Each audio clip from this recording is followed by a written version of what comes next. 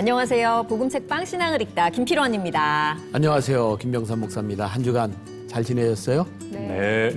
지난 시간에 우리가 5가지 사랑의 언어라고 하는 책을 같이 봤죠. 기억나죠? 네. 일주일 만에 잃어버린 거 아닙니까? 기억납니다. 중요한 거는 한번 적용을 시켜봤어요. 저는 사실 저희 엄마께 한번 적용을 해봤어요. 아, 맞아. 엄마 말이 맞네. 그분이 잘못하셨네. 왜 그러셨을까? 엄마가 너무 속상했겠다. 이제 그렇게 말씀드렸더니 갑자기 엄마가 영접 기도를 해주셨어요. 대박. 대박. 그런 모든 과정 안에서 예수 믿으시게 되셨어요. 나는 사실 그냥 물어본 건데. 저도 그냥 책 읽은 건데 적용을 하려고 하니까 놀라운 일이 벌어졌어요. 그래요. 우리가 책을 읽는 것으로 끝나는 것이 아니라 그 내용들을 지금 이렇게 적용해 갈 수 있다면 훨씬 더 큰 삶의 변화를 일으킬 수 있지 않을까. 그런 기대감도 있고 그래서 물어봤어요. 오늘 복음책방 신앙을 읽다 24번째 책을 이제 소개를 해주실 텐데 책이 또 굉장히 의미가 있는 책이더라고요. 예. 특별히 이제 이번 우리 복음책방에서는 부부에 대한 일들을 많이 생각하고 있는데 건강한 가정을 이루기 위해서는 저는 그 중심에 부부가 있다고 생각해요. 다시 말하면 건강한 부부 관계가 깨어지면 부모와의 관계도 자녀와의 관계도 형제와의 관계도 다 깨어진다고 생각하니까 이 좋은 부부 어떻게 만들어줄 수 있죠? 좋은 결혼을 해야죠. 너무 일차원적인가요? 그러니까 요즘 같은 세상에 결혼을 얘기하는 게 참 쉽지 않아요. 특히 우리가 명절 때가 되면 제일 많이 이야기하는 것 중에 하나가 결혼하지 않은 자녀들에게 너희 언제 결혼하니 이런 거 묻지 마라. 이게 금기사항이다라고 이야기할 만큼 또 우리 주변에 보면 결혼 안 하는 사람들이 점점 늘어갈 뿐만 아니라 결혼 연령도 굉장히 이렇게 이제 높아지고 있는 거죠. 그러다 보니까 진짜 결혼의 의미가 뭔가 성경적으로 또 신앙적으로 또 우리들의 삶에서 결혼이 가지는 의미가 무엇인가를 깊이 이제 생각하게 만들어주는 거죠. 그래서 오늘 복음책방 신앙을 읽다 24번째 책은 팀 켈러 목사님이 쓴 결혼을 말하다. 이 책을 가지고 우리가 한번 이야기를 나눠보면 어떨까 생각해요.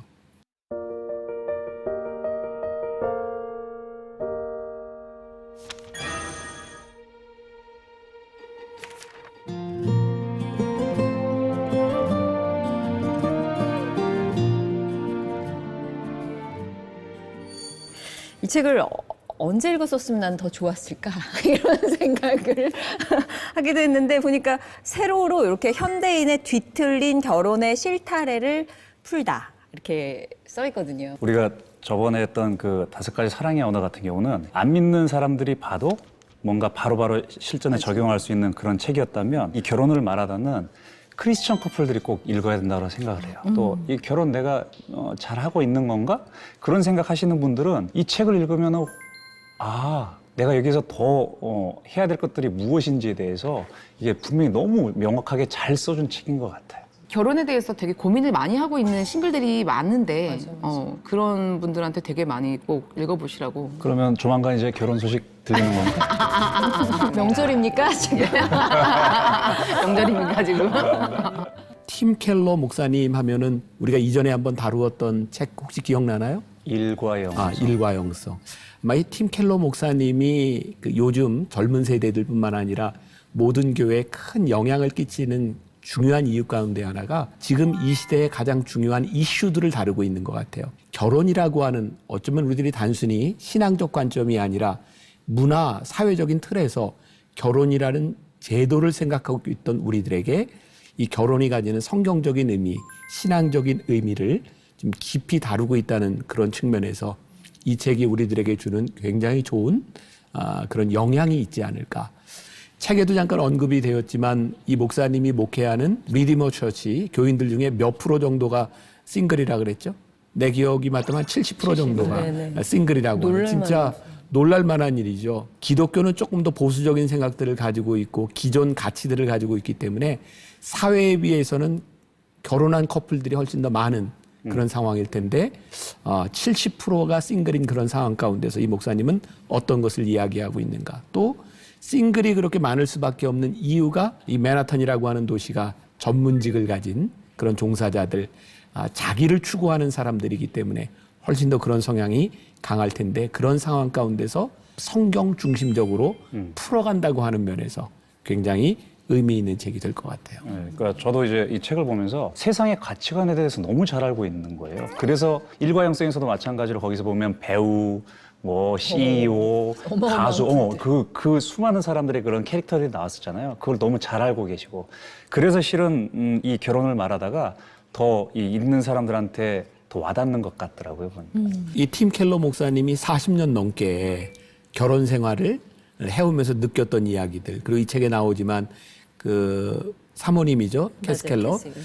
신학교도 같이 다니고 이제 대학을 다니면서 그 연애 과정에서부터 네네. 어떻게 살아왔나라고 하는 그런 이야기이기 때문에 좀 훨씬 더 완성도 높은 책이 되지 않았나 하는 생각이 들고, 또 이 책 중에 좀 흥미로운 것은 이 책의 한 챕터를 그 캐스 켈러가 쓰고 있다는 거죠. 그게 챕터 6번째 챕터였나요? 목차가 좀 재미있어요. 파트 1, 결혼은 현실이다. 결혼에 대한 잘못된 시각을 바로 잡으라.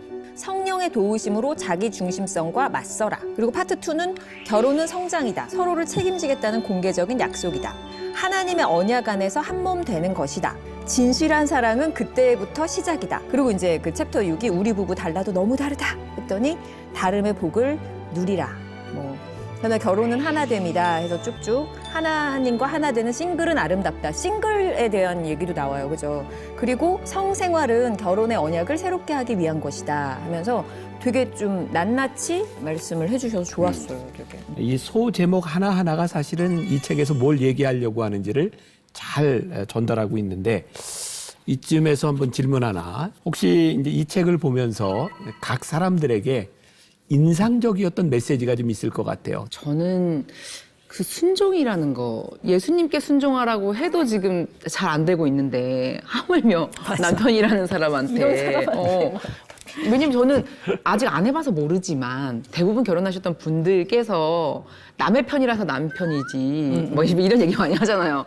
근데 남의 편한테 내가 과연 순종이 되겠어? 뭐 이제 이랬었는데 여기에서 240페이지에 보면 건의자가 자신의 모든 권세를 내려놓고 겸손히 순종함으로써 그 영광에 이르는 모습을 보게 된다. 복종은 그리스도의 위신을 떨어뜨리지 못했다.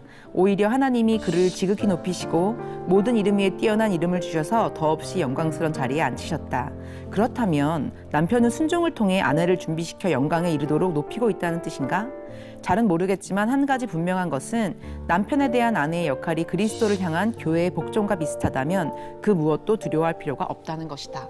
우리 하나님께서 나에게 정말 필요한 이렇게 짝을 주신 건데 내가 뭐라고 그거를 내 뜻에 안 맞다고 이렇게 할 게 아니라 나도 내가 남편에게 또 순종을 한다면 하나님께서 책임져 주시겠구나. 아멘. 네, 그래서 맞게 순종해 나가다 보면은 내가 또 괜찮은 사람이 되어 가겠구나 이런 거를 되게 많이 깨달으면서 결혼에 대해서 한 발걸음 더 가게 만들어줬던 부분인 것 같아요. 어유 완벽하게 준비됐어요.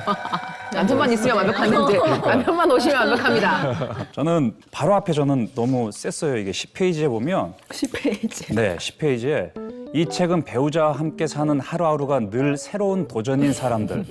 결혼이라는 불같은 시험에 짓눌리지 않고 도리어 그것을 통해 성장하기 바라는 이들을 위한 길라잡이다. 이 구절을 딱 보면서 그럼 나 안 봐도 되겠네? 라고 이제 안 봐도 되겠다라고 이제 그러다가 이제 다시 보기 시작했다. 그거죠. 근데 와, 이거는 뭐 한 군데를 꼽을 수가 없고 너무 이거는 사실적으로 얘기한 데가 많아서 그거는 또 뒤에 다시 한번 하나하나 또 한번 짚어보도록 하겠습니다. 벌써 90페이지에서 벌써 너무 은혜 받는, 저는 219페이지에 보면서 큼지막한 보석 두 개가 서로 건설적이고 창의적으로 어우러지기 위해서 같은 공간 안에 있는데 둘은 부대끼면서 모난 부분을 매끄럽고 우아하게 다듬어 가는데, 하지만 잔 안에 보석과 함께 특별한 연마제를 넣지 않으면 부딪힐 때마다 튕겨 나가거나 흠집이 나고 부서질 뿐 서로에게 좋은 영향을 미치지 못할 것이다. 보석을 넣은 잔에 연마제가 필요하듯 결혼 생활에는 하나님의 은혜가 필수적이다. 은혜의 힘이 작용하지 않으면 진실과 사랑이 어우러질 수 없다. 왜 예수님 복음이 모든 삶의 문제의 해결일까? 결혼만은 아닐 거야 라고 생각했었는데, 이 비유가 굉장히 결혼 생활 안에 복음의 능력에 대해서 제가 설득이 되는 거예요. 여기에서 우리들이 정말 생각했던 이제 현대 사회가 가지고 있는 왜곡된 결혼 생활이 무엇인지를 잘 이렇게 지적을 해두죠. 네. 그리고 그걸 단순히 그냥 목사님이 이런 것이다 자기 생각으로만 이야기하는 게 아니라 통계를 통해서 그 사회적 문화적 그런 흐름들을 통해서 근거들을 잘 제시하고 있다는 거예요. 뭐 예를 들어서 뭐 과거에 이제 결혼 생활들은 우리라고 하는 개념에서 문화적인 또 뭐 이런 것들을 생각하고 있다면 지금은 나 중심이 되었다. 이런 문제들을 어떻게 풀어나갈 것이냐. 또 현대 문화에서 결혼은 미래가 아닌 지금이라고 하는 것에 가치를 두고 있는데 이런 부분에서 이 결혼이 가지는 의미는 무엇일까? 또 행복한 결혼 생활이라고 하는 것을 우리가 흔히 이야기하는 로맨스, 이제 사랑이라고 하는 이름으로 모든 것들을 다 정당화하는 또 아마 제일 많이 느끼는 것 중에 하나일 것 같아요. 배우자를 늘 나를 위한 존재로 생각하는.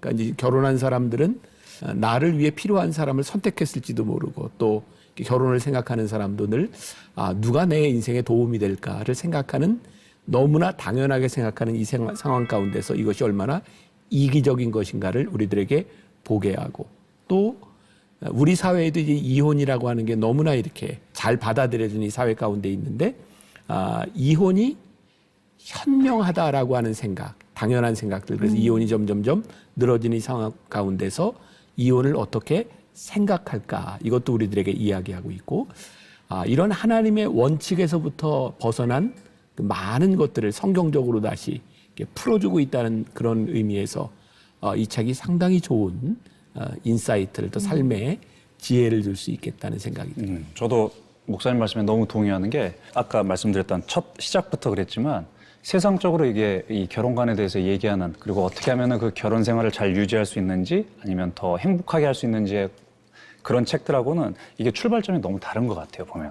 그래서 여기 60페이지에 보면 이 책의 메시지는 결혼이 복음의 신비를 드러낸다는 바로 그 사실에서 출발한다.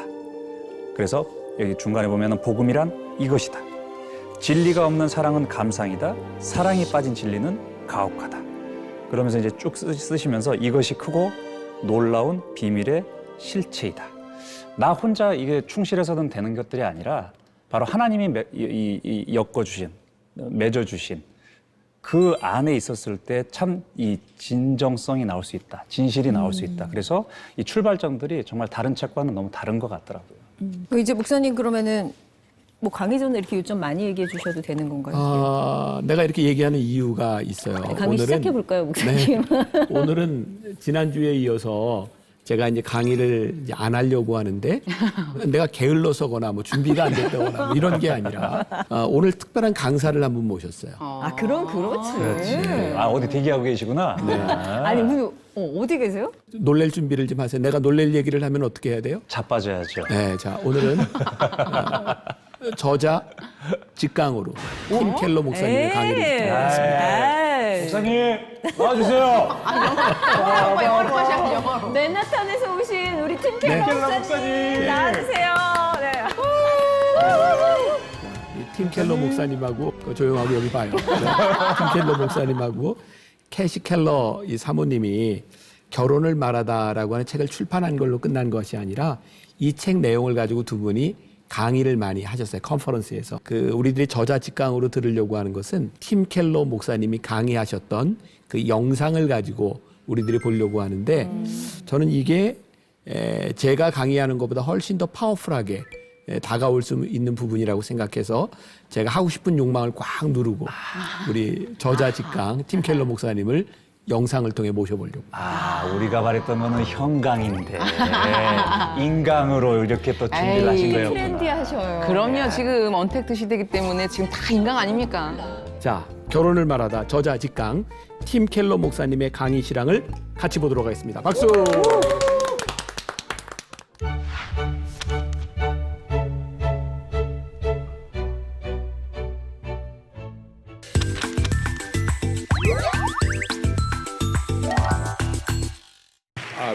Wrote a book together. Kathleen's referring to the fact that most of the time that when I've been writing books, I read them out loud to Kathy, at least the manuscripts, and we argue over the exact words. When it came to this book, since we were both writing it together, It comes from Tim and Kathy Keller. We actually read the entire manuscript out loud to each other 3 times to make sure we agreed on every word so we could actually say every word. Came from both of us, but there were obviously some parts of the book that each of us worked on with a little bit more, gave a little more personal attention to. And all we're going to do here in this hour is I'm going to take about 25 minutes to give you some basic idea that I think would be helpful to you out of the book, and Kathy's going to give the same. What I want to do is talk to you a little bit about, well, I'd like to talk to you about the place of marriage in our culture today, which of course is a pretty hot topic. And I'll break my talk down into 3 parts, 3 headings. I'd like to talk to you about the unreal and distorted relationship our culture has with marriage now. The unreal and distorted relationship. Secondly, what the underlying beliefs and attitudes are that are causing this distorted, unreal relationship. And then thirdly, where the Bible and the gospel can help our culture, what the Bible says that could really resolve this. So first of all, when I say the unreal and distorted relationship of our culture to marriage, I can be brief, but I also want to be real specific. Here are 3 statistics, facts, that the divorce rate today is about 50%. About 50% of marriages end in divorce. In 1960, and that didn't seem like a very long time to me, but anyway, in 1960, it was the divorce rate was half that. Here's a second one, which I think is extremely important. In 1960, 75% of all U.S. adults were married. Today, it's less than 50%, which is a huge change. And then thirdly, as many of you know, in 1960, the percentage of people who cohabited, men and women living together apart from marriage, without being married, that percentage was negligible. It wasn't really on the map. Today, 1/4 of all unmarried women ages 25 to 40 are living with a partner, living with a man. And over half of all women in their 20s, 30s, and 40s will at one time cohabit. Kathy and I noticed, for example, on eHarmony, there was an ad this way. The perfectly compatible soulmate that people out there are looking for is someone who won't change me. Somebody who accepts me just as I am. Somebody who will affirm me, not change me, release me to be myself, and not shackle me. Now, these assumptions show a real fear of marriage, a real negative attitude toward marriage, a real insecurity about marriage. And yet, here's another set of facts. These are also empirical facts, and listen to this. First, those who live together before marriage are more likely to get divorces than those who do not. In other words, if you cohabit before you get married, you're more likely to divorce. Secondly, in general, the earlier that sex is introduced to a relationship, the more likely that relationship is to break up. Thirdly, yes, it's true that the divorce rate is 50%, but the greatest percentage of divorces happen to people under the age of 18. There's quite a lot of that. And people who haven't completed high school. And therefore, if you complete your high school and college and you get married in your early or mid-20s, your chances of getting divorced are much, much, much less than 50%. And, listen to this, 2/3 of all marriages that say they're unhappy, if they stay together 5 years later, they say they're happy. 2/3. And also, over the last 40 years, in general, 62% of all people who are married said they were very, not happy, but very happy with their marriage, and those numbers have stayed up. And of course, you've probably heard these, and that is there are piles and piles of data that say that married people have a far higher level of physical health, mental health, wealth accrual at every age, and children who grow up with 2 married parents all their lives have a 200 to 300% more likely chance of positive life outcomes. You've heard that. In other words, here's my first point's over. I'm done with my first point. What's the first point? The first point is that even though our culture has tremendous fears about marriage, tremendous lack of belief in marriage, constant calls for saying marriage has had it, the reality is that marriage is still the best thing possible for you if you can get it. It's a great thing. So why this unreal and distorted view of marriage? If it's not based in reality, and it isn't, why are people so negative and afraid of it? Why are they putting it off? Why are they failing to do it in such huge numbers? Point two. There are a couple of underlying attitudes, and here's the main thing. Essentially, there's been a change in our culture to the understanding of the purpose of marriage. There's been a change with regard to what is understood as the purpose of marriage. The biblical idea, and by the way, to some degree, other traditional cultures align with this, but the biblical idea of marriage is that marriage is something that creates a framework for lifelong devotion of love between a man and a woman. Or let me break that down. Basically, the purpose of marriage is it's a framework to do three things, at least. First of all, it's designed to help each party subordinate their individual impulses and interests in favor of the family, the relationship, and growth in character. See, one of the purposes of marriage is making it very, very difficult to get out. And therefore, what's more important than my happiness at the moment is the marriage, is the relationship. In other words, you subordinate individual interests and you subordinate your individual impulses for the good of the marriage, the relationship, and it creates character over time. That's one of the designs. Another design is that men and women are so deeply different, and yet they clash, and yet they mesh. Their differences make them clash. On the other hand, the differences make them mesh, and marriage is a way of bridging that gap and really creating an interlockedness and bringing male and female together with their different views of life and their different insights, their different gifts and their different weaknesses together into a whole. And then thirdly, designed to create a long-term, stable, secure setting for raising children. In other words, marriage is a public good. It's a marriage that's good for human character development. It's a marriage that's good for relationships between genders. It's a marriage is a good thing for raising children and so forth. However, what's happened, John Whitty, who's a scholar, he's a historian, basically he's a social historian, and he put it perfectly like this. Here's the change, quote, he says, the older ideal of marriage as a permanent contractual union designed for the sake of mutual love, procreation, and protection is slowly but surely giving way to a new reality of marriage as a terminal sexual contract designed for the gratification of the individual parties. That's it.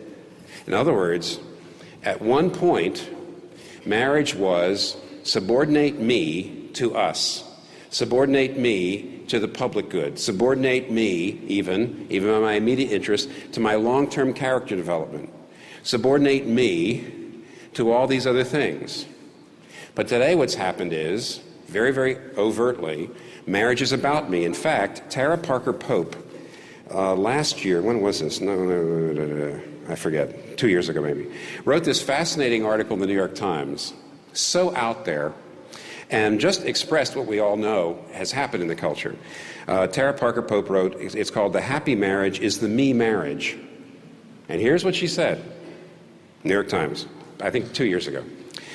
The notion that the best marriages are those that bring satisfaction to the individual may seem counterintuitive. After all, isn't marriage supposed to be about putting the relationship first? Not anymore. For centuries, marriage was viewed as an economic and social institution, and the emotional and intellectual needs of the spouses were secondary to the survival of the marriage itself. But in modern relationships, people are looking for a partnership, and they want partners who make their own lives more interesting, who help each of them attain valued goals. Therefore, final quote, marriage used to be about us, but now it's about me. That's it. That's a huge, huge change.